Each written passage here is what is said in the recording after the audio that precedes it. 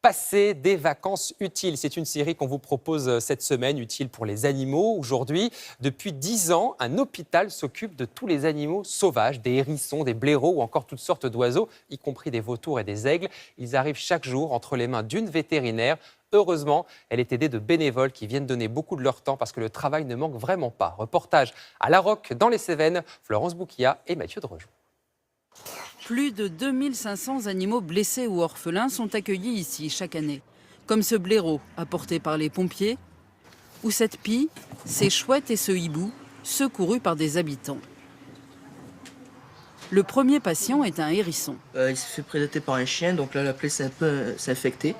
Et donc là on est en train de faire le traitement et on va nettoyer. Marie-Pierre Puech est vétérinaire. Elle a créé cet hôpital il y a 10 ans.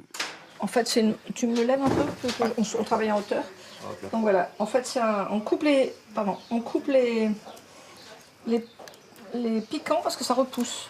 L'an dernier, Thomas a fait un stage ici dans le cadre de sa scolarité.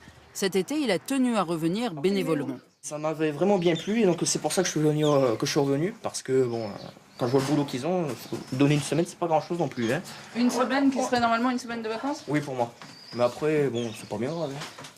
Les tâches plus ingrates font aussi partie du quotidien des bénévoles. La vaisselle, par exemple, une corvée nécessaire.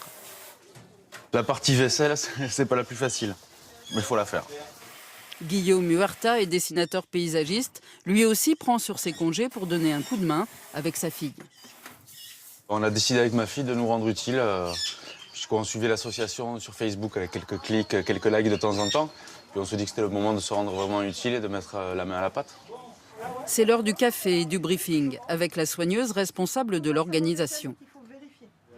Guillaume, tu partiras avec Anicette sur l'extérieur. Donc les oiseaux qui sont en volière, en réhabilitation. Faut vérifier qu'ils mangent bien en groupe et qu'il n'y a pas de blessures dues au fait qu'ils sont dans de grands espaces.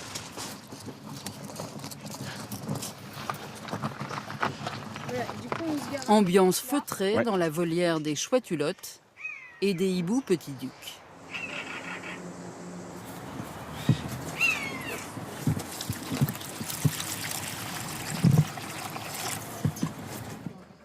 Dans cet enclos, un vautour moine, une espèce protégée. Il s'est fracturé une aile et ne peut plus voler. Du coup, ses pieds se sont infectés. La vétérinaire le surveille de près.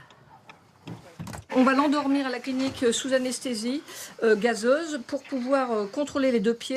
C'est un oiseau qui a un problème d'aile qui ne revolera jamais et qui est destiné à repartir en reproduction si tout va bien. Utile pour la reproduction de l'espèce, à condition de pouvoir le guérir. Le vautour ne doit pas être totalement endormi. Tu prends le haut et moi je tiens les pattes.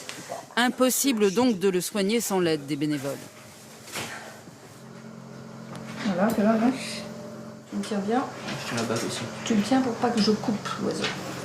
Voilà, et tout l'intérêt d'accueillir des jeunes comme ça en volontariat et en bénévole, c'est aussi qu'ils touchent le vrai, quoi. Et on n'est pas dans du plastique ou de la théorie. On est vraiment dans la réalité et on voit que les compétences, on les acquiert en faisant. Retour à la volière, pour le vautour, un peu groggy. Thomas, lui, est déjà appelé ailleurs. Un renardeau orphelin doit prendre ses médicaments.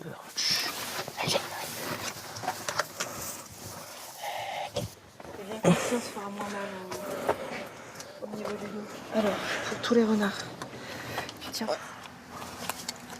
Non, bien. Les comprimés sont ressortis. Ok, on recommence. On peut pas lui gaver direct. Ah mais non, il a des dents. Non, il a des dents. C'est un renard. Oui. Le renardeau a sans doute été heurté par une voiture. Quand il aura grandi, il sera relâché dans la nature, comme tous les animaux soignés ici. C'est pas non plus un jeu, c'est pas pour se faire plaisir à soi. Certes, c'est un plaisir de s'en occuper, de le soigner, mais c'est pas non plus. Ça ne doit pas non plus devenir notre dada, comme on caresse le chien, comme on caresse le chat. C'est pas faire des câlins à l'animal. Là, c'est vraiment le soigner. C'est le moment le plus émouvant. Les oiseaux guéris ou enfin en âge de se nourrir seuls vont être relâchés.